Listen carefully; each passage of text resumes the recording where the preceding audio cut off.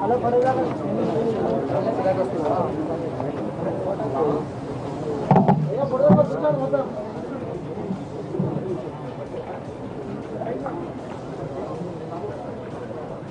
చేసినావా? ఏం కనెక్ట్ చేయాలను?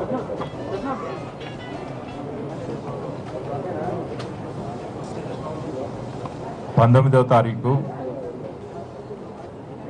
ఈ నెల ఉదయము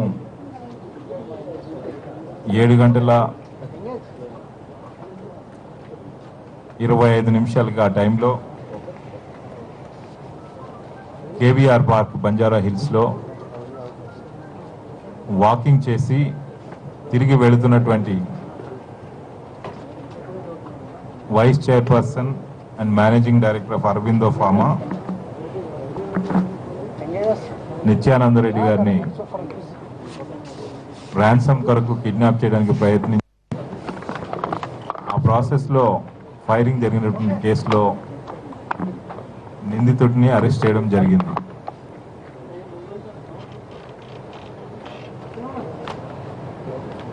ఈ నిందితుడు ఓబులేస్ ఒక పోలీస్ కానిస్టేబుల్గా ఏపీఎస్పీ బెటాలియన్ 11వ బెటాలియన్లో రిక్రూట్ అయి 1998లో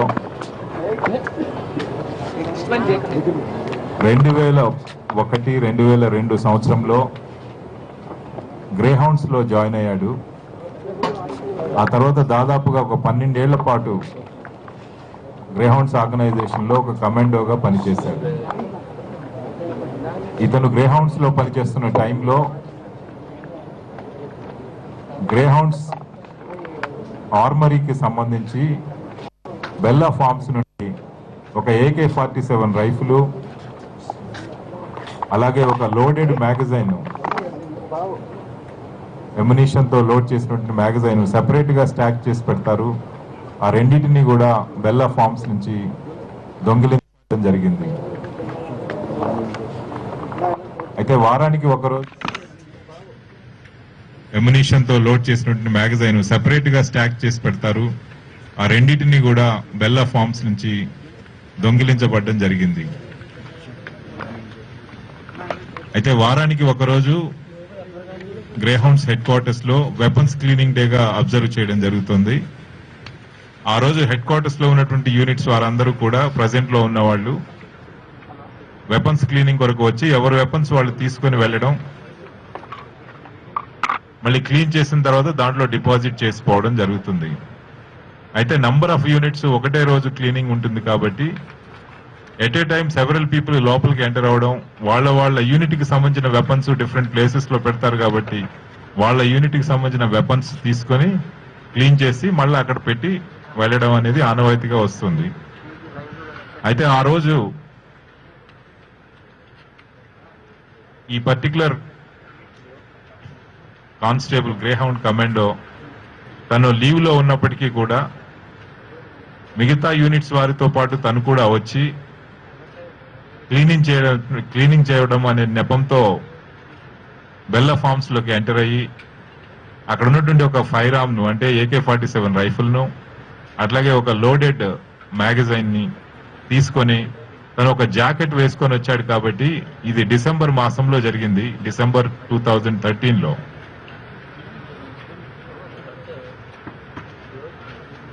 ఆ ఓవర్ కోట్ లోపల AK-47 ని కన్సీల్ చేసుకొని ఆ AK-47 రైఫిల్ తో పాటు లోడెడ్ మ్యాగజైన్ ని కూడా తీసుకొని అక్కడ బెల్లా ఫార్మ్స్ ఇన్ఛార్జికి తెలియకుండా తను వెళ్ళిపోవడం జరిగింది. అయితే ఇది ఏ యూనిట్ కి సంబంధించిన ఫైర్ ఆర్మ్ అంటే ఆ యూనిట్ కి సంబంధించిన వాళ్ళు ఆపరేషన్ నుంచి అప్పుడే వెళ్లి వాపస్ రిటర్న్ వచ్చారు కాబట్టి వాళ్ళకి 3 days ఆఫ్ ఉంటుంది. ఆ 3 days ఆఫ్ లో ఉన్నప్పుడు వాళ్ళు ఆ రోజు వెపన్ క్లీనింగ్ కి రావడం జరగలేదు. కాబట్టి ఆ యూనిట్ వెపన్స్ ఎవరు కూడా ముట్టుకోకూడదు. కానీ తన యూనిట్ కి సంబంధించింది కాకపోయినా ఆ వెపన్ ని తను తీసుకెళ్లడం, కన్సీల్ చేసుకొని ఆ తర్వాత అతను వెంటనే మళ్ళీ అక్కడ నుండి కర్నూలు వెళ్ళిపోవడము, కర్నూలు అవుట్స్కట్స్ లో ఓర్వకల్ మండల్లో ఉన్నటువంటి ఏరియాలో గుట్టల మధ్యలో దీన్ని దాయడం జరిగింది అన్నట్లు. అయితే ఇక్కడి నుంచి వెపన్ తీసుకెళ్లేటప్పుడు తను ఒక హెవర్ సాక్ లాంటి ఒక బ్యాగ్ లో దాన్ని పెట్టుకుని వెళ్లి కన్సీల్డ్ గా బస్సులో తీసుకెళ్లడం జరిగింది. తను కన్ఫెషన్ లో మేము ఎగ్జామినేషన్ చేసినప్పుడు చెప్పింది ఈ వెపన్ ని తను ఎక్స్టార్షన్ కొరకు వాడడం కొరకు ఈ వెపన్ ని తీసుకెళ్లానని చెప్పడం జరిగింది. ఆ తర్వాత ఈ ఇన్సిడెంట్ జరగక ముందు ఒక వారం రోజుల ముందు ఈ వెపన్ మళ్ళీ ఓరకల్ వెళ్లి తను బస్సులో ఒక బ్యాగ్ లో పెట్టుకుని ఆ వెపన్ తీసుకొని వచ్చి డైరెక్ట్ గా నార్సింగ్ ఏరియాలో తను నివాసం ఉంటున్నటువంటి ప్లేస్ కు తను వెళ్ళడం, అది తన ఇంట్లోనే పెట్టుకోవడం జరిగింది. ఈ ఘటన జరిగిన రోజు అంతకు ముందు ఈవినింగ్ అంటే అరౌండ్ 10-10:30కి కేబీఆర్ పార్క్ దగ్గరికి తను చేరుకొని ఈ వచ్చే ప్రాసెస్ ఎలా అంటే నార్సింగ్ నుంచి బస్సులో వచ్చి తను ఇక్కడ ఎస్ఆర్ నగర్ వరకు అమీర్పేట వరకు కూడా బస్సులో బ్యాగ్ పట్టుకొని వచ్చి అక్కడ నుండి కృష్ణానగర్ వరకు ఆటోలో వచ్చి ఆ కృష్ణానగర్ నుంచి కేబీఆర్ పార్క్ వరకు బ్యాగ్ తో తను నడిచొచ్చేవాడు అన్నట్లు. ఆటో గానీ వేరే ఎయిర్ ట్రాన్స్పోర్ట్ కూడా వాడకుండా మన కేబీఆర్ పార్క్ వరకు నడిచొచ్చాడు. ఆ తర్వాత ఓవర్ నైట్ ఆ చుట్టుపక్కల అక్కడే కనిపించకుండా ఆ పార్క్ బయట ఉన్నటువంటి చెట్లలో తనుండి నెక్స్ట్ డే మార్నింగ్ ఈ వాకింగ్ వచ్చినటువంటి ఎవరైనా ఒక విక్టిమ్ ని సెలెక్ట్ చేసుకోవాలి అని చెప్పేసి నిర్ణయించుకోవడం జరిగింది. ఈ నిత్యానంద రెడ్డి గారు అక్కడ తన కారులో వచ్చి పార్కింగ్ చేసి తను వాకింగ్ లోపలికి వెళ్లేటప్పుడే ఆ కార్ ని తను ఐడెంటిఫై చేసుకోవడం జరిగింది. తన మోడస్ ఆపరాండిలో మెయిన్ గా అక్కడ మంచి ఇంపార్టెంట్ లగ్జరీ కార్స్ ఓనర్స్ ఉన్నట్లయితే వాళ్ళని మనము హోస్టేజ్ గా పెట్టుకుంటే తనకి డబ్బులు బాగా వస్తాయని చెప్పేసి నమ్మకంతో ఆ లగ్జరీ కార్ గా దీన్ని ఐడెంటిఫై చేసి అక్కడ తను వెయిట్ చేయడం జరిగింది. విక్టిమ్ యాజ్ యూజువల్ గా లోపలికి వెళ్లి వాకింగ్ చేసి కంప్లీట్ చేసుకుని వాపస్ వచ్చిన తర్వాత తను కారులో కూర్చొని సీట్ బెల్ట్ పెట్టుకునే ప్రాసెస్ లోనే ఈ నేరస్తుడు కూడా left side front door open చేసుకుని లోపలికి వెళ్ళడం, డోర్ క్లోజ్ చేసుకుని అప్పుడు ఈ బ్యాగ్ లో ఉన్నటువంటి వెపన్ యొక్క బ్యారెల్ ని కొంచెం మాత్రం చూపించి తనకు ర్యాన్సమ్ కావాలి, డబ్బులు కావాలి, వెహికల్ ముందుకు నడిపించండి అని చెప్పి అడగడం జరిగింది. అయితే విక్టిమ్ తన ప్రెజెన్స్ ఆఫ్ మైండ్ తోటి ఆ బ్యారెల్ ని తన వైపు రాకుండా ఆ బ్యారెల్ పట్టుకొని అదర్ డైరెక్షన్ లో పెట్టడం, ఈ ప్రాసెస్ లో పెనుగులాట కావడం, స్కఫుల్ జరగడం, ఈ నేరస్తుడు ట్రిగర్ మీద వేలు పెట్టి ప్రెస్ చేయడము, ఆ తర్వాత కొన్ని రౌండ్స్ బయటికి వెళ్ళడం, ఇదంతా కూడా జరిగింది. ఈ ప్రాసెస్ లో ఈ పెనుగులాట జరుగుతున్నప్పుడు విక్టిమ్ పెద్దగా హెల్ప్ కొరకు అరవడం, అది విక్టిమ్స్ బ్రదర్ ప్రసాద్ రెడ్డి గారు ఎవరైతే ఉన్నారో తను వాకింగ్ చేస్తూ ఉన్నారు, ఇంకా కొంతసేపు వాకింగ్ చేయడానికి ముందుకు వెళ్ళడం జరిగింది. ఆ టైంలో ఈ అరుపులు విని వెంటనే వాపస్ రావడం, ఈ నేరస్తుడిని వెనక నుండి పట్టుకోవడము, ఓవర్ పవర్ చేయడానికి ప్రయత్నం చేయడం జరిగింది. అయితే తను గట్టిగా ఈ వెపన్ తో పాటు వెనక నుండి బంధించడంతో విధి లేక నేరస్తుడు ఈ ప్రసాద్ రెడ్డి గారి చెయ్యి కొరికి విదిలించుకొని పారిపోవడం, ఆ ప్రాసెస్ లో వెపన్ అక్కడ పడిపోవడము, అలాగే తను తెచ్చినటువంటి బ్యాగు, దాంట్లో ఉన్నటువంటి సామాన్లు అక్కడే పడిపోవడము జరిగింది అన్నట్లు. అయితే మళ్ళీ నేరం అయిన తర్వాత కూడా తను అక్కడ ఈ పార్కింగ్ ఏరియాకి ఆపోజిట్ లో ఉన్నటువంటి అశోక బిల్డర్స్ లేన్ లోకి వెళ్ళిపోయి అక్కడ కింద ఇందిరానగర్ ఏరియా ద్వారా అక్కడ ఒక స్లమ్ కాలనీ ఉంది, అక్కడి ద్వారా కృష్ణానగర్ చేరుకొని అక్కడ ఒక ఆటో తీసుకుని అక్కడి నుంచి అమీర్పేట వెళ్లి అమీర్పేటలో ఒక ఆర్టీసీ బస్ ఎక్కి అక్కడి నుంచి మళ్ళీ ఇమ్లీబన్ బస్ స్టేషన్ చేరి ఇమ్లీబన్ బస్ స్టేషన్ నుంచి మళ్ళీ కర్నూలు వైపుకు వెళ్ళడం జరిగింది. ఇది తను తీసుకున్నటువంటి రూట్ వాపస్ వెళ్ళడానికి. అయితే ఈ నేరం జరిగిన తర్వాత పోలీసు వారు ఇన్వెస్టిగేషన్ చేసే ప్రాసెస్ లో ఈ క్రైమ్ సీన్ లో ఉన్నటువంటి క్లూస్ అన్ని కూడా ఈ క్లూస్ టీము అట్లాగే ఫింగర్ ప్రింట్ ఎక్స్పర్ట్స్ ద్వారా కలెక్ట్ చేయడం, ఆ ప్రాసెస్ లో వచ్చినటువంటి క్లూస్ అన్నింటినీ కూడా ఒకదానితో ఒకటి సమకూర్చి కంబైన్డ్ గా మనం రీడ్ చేసినప్పుడు కొన్ని ఆనవాలు రావడం జరిగింది.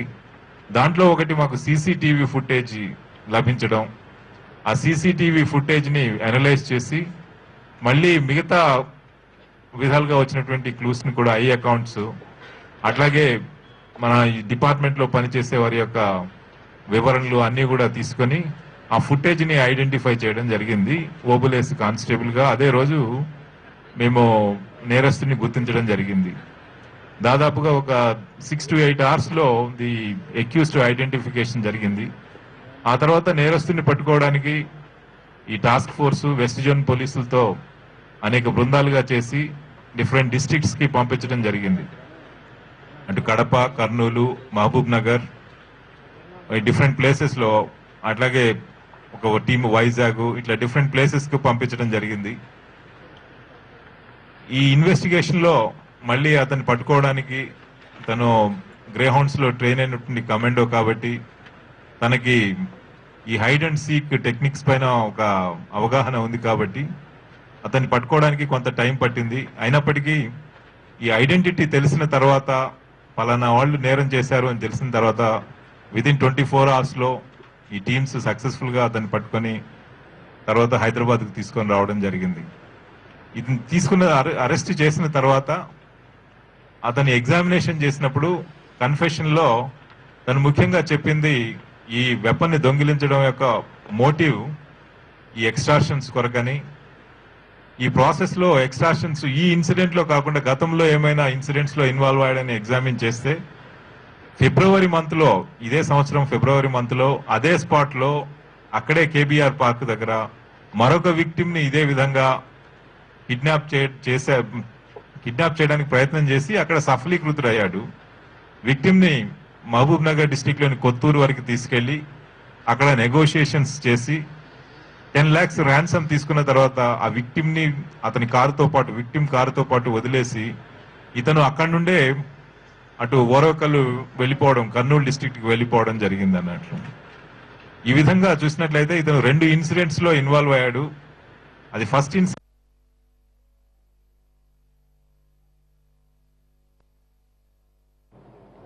కానిస్టేబుల్ ప్రస్తుతానికి సిపిఎల్ లో పనిచేస్తున్నారు. 2014 మార్చ్ లో గ్రే హౌండ్స్ నుంచి రీపాట్రియేట్ అయిన తర్వాత దాదాపుగా 12 ఏళ్ల పాటు అక్కడ పనిచేసిన తర్వాత రీపాట్రియేట్ అయినప్పుడు అప్పటికే తనకు ఏఆర్ కన్వర్షన్ వచ్చింది కాబట్టి సిపిఎల్ కి రావడం, సిపిఎల్ నుంచి మళ్ళీ ఎక్సైజ్ డిపార్ట్మెంట్ కి అటాచ్మెంట్ బేసిస్ పైన ఎవ్రీ 3 months కి ఒక యూనిట్ వెళ్తుంది కాబట్టి దాంట్లో తను వెళ్ళడం జరిగింది.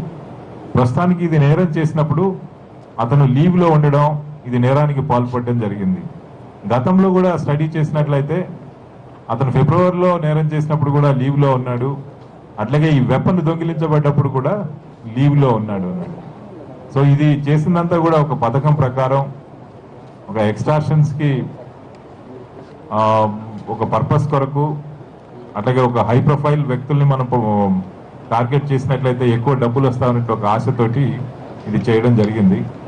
అయితే ఇతనికి 35 years అలా ఉంటుంది, అయినా 37 years అయినా మ్యారేజ్ చేసుకోలేదు, ఒంటరిగా ఉంటాడు. ఇతను కడప డిస్ట్రిక్ట్ కోరుమామిళ్ళ మండలం చెందినవాడు. ఇక్కడ కేస్ డీటెయిల్స్ ఇవ్వండి. ఏమైనా any questions then we would go.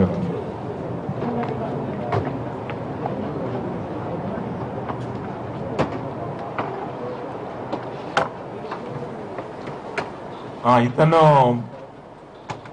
Bachelor అయినప్పటికీ గ్రే హౌండ్స్ లో పనిచేసే వారికి వేతనాలు కూడా బాగా ఉంటవి. అయినా కానీ తను కొన్ని వ్యసనాలకి లోబడటం వల్ల ఈ ఖర్చు ఎక్కువగా చేసేటువంటి దురలవాట్లకి లోనై డబ్బు కొరకు ఇది చేయడం జరిగిందని తను చెప్పడం జరిగింది.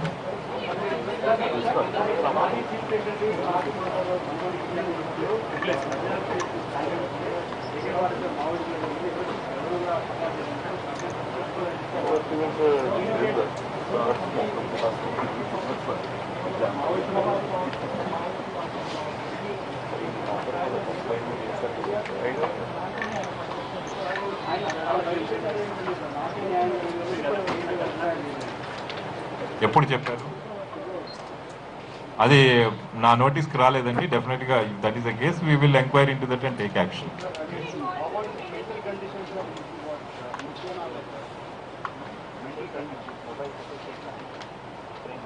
He is perfectly all right. మెంటల్గా ప్రాబ్లం ఏమి లేదు. ఒక 12 ఏళ్ల పాటు గ్రేహౌండ్స్ యూనిట్లో కమాండోగా చేసి అక్కడ తన విధులను చక్కగానే నిర్వర్తించాడు. కానీ సమ్ పాయింట్ ఆఫ్ టైం ఈ అవసరాలు ఎక్కువగా పెరిగినప్పుడు తనలో మార్పు వచ్చినట్టుగా కనిపిస్తుంది.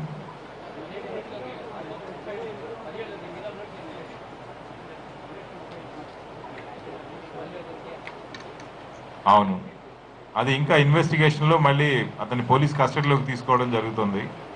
ఈ మిగతా బుల్లెట్స్ ఏమైనవి, ఈ మధ్య కాలంలో ఇంకా ఏమైనా ఎక్స్టార్షన్స్ చేశారా, ఇంకా వేరే కేసులలో ఏమైనా ఇన్వాల్వ్ అయ్యాడు అనేది సుదీర్ఘంగా విచారణ చేయడం జరుగుతుంది.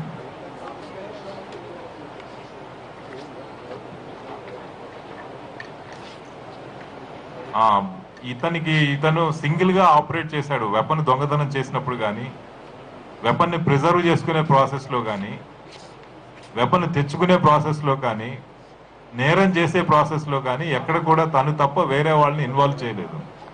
అందుకొరకే ఇది చాలా సీక్రెట్గా ఈ విషయం బయటపడకుండా తను కాపాడుకోగలిగాడు. ఎందుకంటే ఇతను ట్రైన్డ్ కమాండో కాబట్టి ఈ జాగ్రత్తలను తను తీసుకొని నేరం తను వేరియస్ యాక్టివిటీస్లో పార్టిసిపేట్ చేశాడు. మీరు గమనించినట్లయితే ఇక్కడి నుంచి వెపన్ తీసుకెళ్లి ఎవరింట్లోనో పెట్టలేదు. ఎందుకంటే నెక్స్ట్ పర్సన్కి మళ్ళీ నాలెడ్జ్ వస్తుంది కాబట్టి.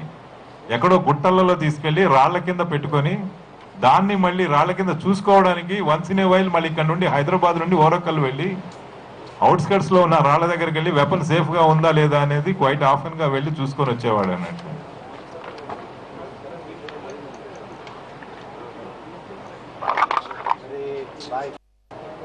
ఇన్వెస్టిగేషన్ ప్రోగ్రెస్ లో ఉంది కాబట్టి ఇప్పటికి ఉన్నటువంటి ఫ్యాక్ట్స్ పైన ఈ విషయం మీకు చెప్తున్నాను. ఇంకా ఎవరైనా ఉన్నారా లేరా అనేది విచారణలో డెఫినెట్ గా అలాంటిది ఏమైనా ఉంటే బయటపడుతుంది. బట్ ఇప్పటికి ఉన్నటువంటి సమాచారం, ఇప్పటివరకు చేసినటువంటి కలెక్ట్ అయినటువంటి ఎవిడెన్స్ ప్రకారం మాత్రము ఒక పర్సనే దీంట్లో ఇన్వాల్వ్ అయ్యాడు అనేది తెలుస్తుంది.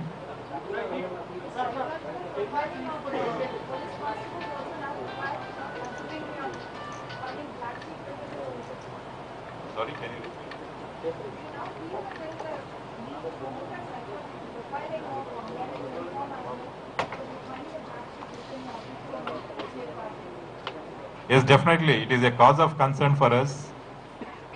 As the protectors of law, we would like to have a force which is above board. And as enforcers of the law, we must obey the law and we must exhibit good conduct in the society. There's no second thought about it. Given the large volume of the force, few individuals here and there, when they are, we would like to take very strong action, one.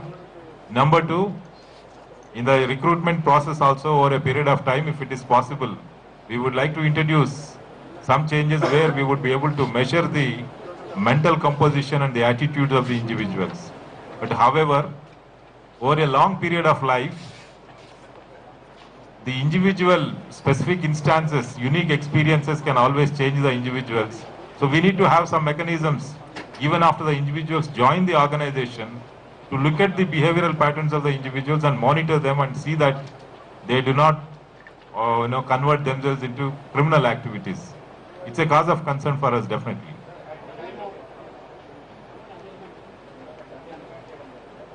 లేదు, ఈ కేసులో తను డబ్బులు కావాలి అని మాత్రమే indicate చేశాడు. ఎందుకు దానికి ఎక్కాడు, బ్యాగ్ తీసుకొని లోపలికి ఎక్కాడు. వెంటనే అది బ్యాగ్ ఓపెన్ చేసి ఆ barrel, tip of the barrel మాత్రమే చూపించాడు అన్నట్లు. చూపించి డబ్బు కావాలి అని చెప్పి తను ముందుకు తీసుకెళ్ళమని చెప్పడంలో ఉద్దేశం ఏంటి అంటే ఇది కిడ్నాపింగ్ ఓన్లీ ఫర్ ఎక్స్ట్రాక్షన్ అని చెప్పడానికి, కమ్యూనికేట్ చేయడానికి అతను చేశాడు. ఆ ప్రాసెస్ లోనే ఇతను గట్టిగా బ్యారెల్ పట్టుకోవడం జరిగింది కాబట్టి ఇంకా further conversation between those two individuals did not happen.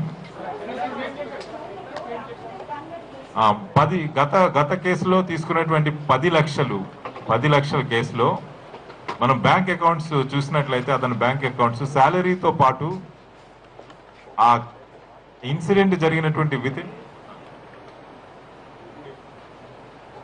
Very next day 3 lakhs దాంట్లో డిపాజిట్ చేయడం జరిగింది. మనకి ఆ ఎవిడెన్స్ కూడా లభించింది.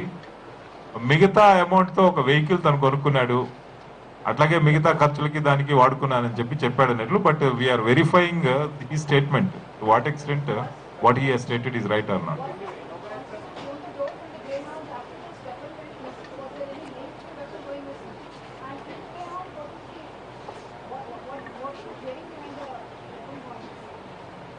నో, ఈ ఈ గ్రేహౌండ్స్ ఆర్గనైజేషన్ లో ఈ వెపన్ ఏ యూనిట్ నుంచి అయితే పోయిందో, every unit consist of 35 people. A unit నుంచి అయితే వెపన్ పోయిందో ఆ యూనిట్ కి తనకి సంబంధం లేదు, తన ఆ యూనిట్ కి సంబంధించిన వాడు కాదు. కాబట్టి అతనే ఇట్లాంటి commanders there are 2000-3000 personnel there అన్నట్లు. కాబట్టి ఆ యూనిట్ కి సంబంధించిన వాళ్ళు ఆ వెపన్ తీసుకొచ్చి డిపాజిట్ చేసే ప్రాసెస్ లో వెపన్ పోయిందా, సబ్సిక్వెంట్ గా పోయిందా అనేది క్లారిటీ లేదు. కాబట్టి ఇతన్ని దాని కింద సస్పెక్ట్ చేయడం జరగలేదు, దాని కింద రిపాట్రియేట్ చేయడం జరగలేదు. What happened was he was already there for 10-12 years. Generally the policy is after some time people are phased out on fitness grounds. So 10-12 years అయిపోయింది కాబట్టి on fitness grounds he was sent back to the unit.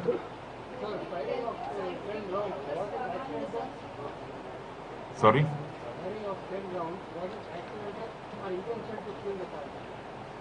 In the scuffle, to protect himself, even the accused must have opened fire. But it is difficult to say. తన version ఎలా ఉన్నా మనము అతను చంపడానికి అని చెప్పేసి మనం చట్టం ప్రకారం దాన్ని బిల్డ్ చేయడం జరుగుతుంది. ఎందుకంటే ఆ బుల్లెట్స్ బయటకు వచ్చినప్పుడు ఎవరికి తగిలినా, ఇతనికి తగలకుండా రోడ్డు మీద పోయే వాళ్ళకి తగిలినా కానీ చనిపోతారు. కాబట్టి అది చనిపోతారని తెలిసి కూడా ఆ ట్రిగర్ పైన వేలు పెట్టి ఆ యాక్సిడెంటల్ గా కానీ ఇంటెన్షనల్ గా కానీ రౌండ్స్ బయటికి రావడం ద్వారా చాలా సీరియస్ నేరంగా మనం పరిగణించడం జరుగుతుంది. ఆ supreme court directions and guidelines అండి, supreme court directions and guidelines pre trial stage లో ఛార్జ్ షీట్ చేయకముందు ఎవరిని కూడా మీడియా ముందు ప్రొడ్యూస్ చేయొద్దని చెప్పి very clear supreme court guidelines ఇవ్వడం జరిగింది. రెండోది, ఈ పర్టికులర్ కేసులో మనం చూసినట్లయితే ఆ పర్సన్ ఎవరో విక్టిమ్ కి తెలీదు.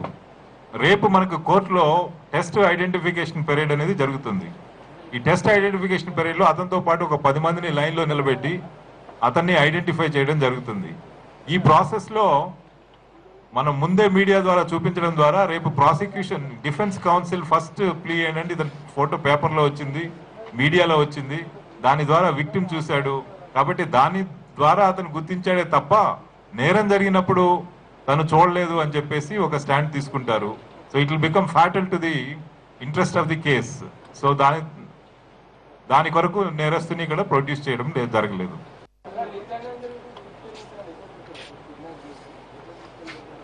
అట్లా ఇంటెన్షన్ అంత ప్లాన్డ్ గా లేదండి. ఇది ఒకసారి వెళ్ళిన తర్వాత ఏ రూట్ లో వెళ్తే అక్కడ ఒక మంచి సేఫ్ ప్లేస్ కి తీసుకెళ్లాలని ఆలోచించాడు తప్ప వీలైనంత వరకు తనకి కర్నూలు రూటు పరిచయం కాబట్టి లాస్ట్ టైం ఆ రూట్కి తీసుకెళ్లాడు, మళ్ళీ ఈసారి కూడా అదే రూట్కి తీసుకెళ్లేవాడు.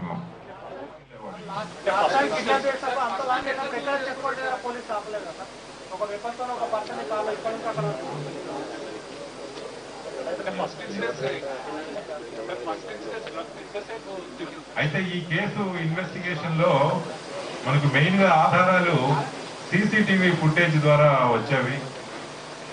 ఆ సీసీటీవీ ఒక ఎస్టాబ్లిష్మెంట్ వారు పెట్టినటువంటి సీసీటీవీ కెమెరా ద్వారా మనకి ఫస్ట్ క్లూ ఎలా వచ్చింది అంటే తను ఆ ఫుటేజ్ లో ఉన్నటువంటి మనిషి ఏదైతే క్యాప్ పెట్టుకున్నాడో, ఏవైతే శాండల్స్ వేసుకున్నాడో అవి ఇక్కడ బ్యాగ్ లో తను వదిలేసినటువంటి బ్యాగ్ లో same cap and same sandals ఇక్కడ మనకి క్రైమ్ సీన్ లో దొరకడం జరిగిందండి. Come to 100% conclusion that it is the same person. ఈ నేరం చేసిన వాడు, ఆ క్యాప్ పెట్టుకున్న అతను, ఆ శాండల్స్ వేసుకున్న అతను సేమ్ పర్సన్ అని చెప్పేసి ఒక నిర్ణయానికి రావడం జరిగింది. ఆ తర్వాత ఐడెంటిటీ తెలిసిన తర్వాత పట్టుకోవడం అనేది it's a different process altogether. Yeah, definite గా 24 hours లో ఇది కేసుని ఛేదించి ఇంత సెన్సేషనల్ క్రైము, అట్లాగే మనకి ఒక గ్రే హౌండ్స్ ఒక ఫైర్ ఆర్మ్ ని వాడడం. ఎందుకంటే ఆ నంబర్ మనకి ఎప్పుడైతే AK-47 దొరికిందో ఇది ఇమ్మీడియట్ గా మేము ఫస్ట్ థింగ్ చేసింది ఈ నంబర్ ని, బట్ నంబర్ అని ఉంటుంది ఇక్కడ, ఈ నంబర్ ని గ్రే హౌండ్స్ అధికారులకి ఫోన్ లో పాస్ ఆన్ చేయడము, వెంటనే వాళ్ళు 10 minutes లో వెరిఫై చేసి ఈ వెపన్ గ్రే హౌండ్స్ కి సంబంధించినటువంటి వెపన్ అని చెప్పేసి నిర్ధారించడం, అది ఇవన్నీ కూడా మాకు విచారణలో ఉపయోగపడ్డాయి. ఈ కేసుని ఛేదించినటువంటి పోలీస్ అధికారులందరికీ కూడా నా తరఫున నేను కంగ్రాచులేట్ చేస్తున్నాను, వారిని అభినందిస్తున్నాను. అయితే దీని తర్వాత నెక్స్ట్ ప్రెస్ మీట్, ఇదే continued press meet, second press meet ఏంటంటే ఈ సీసీటీవీస్ వల్ల ఇలాంటి సెన్సేషనల్ కేసెసే కాదు, నార్మల్ కేసెస్ మీకు తెలియని ఎన్నో కేసులు మేము డిటెక్ట్ చేస్తున్నాం. ఇవన్నీ కూడా ఈ రోజు మనం చేయగలుగుతున్నాము అంటే it is a CCTV project that has come about in this city. ఈ AP public safety regulation and enforcement act ఏదైతే ఉందో ఆ యాక్ట్ కింద ఈ సీసీటీవీ కమ్యూనిటీ సీసీటీవీస్ అట్లాగే గవర్నమెంట్ సెక్టర్లో గవర్నమెంట్ నుంచి సీసీటీవీస్ పెట్టడానికి ప్లాన్స్ తయారు చేయడం జరిగింది.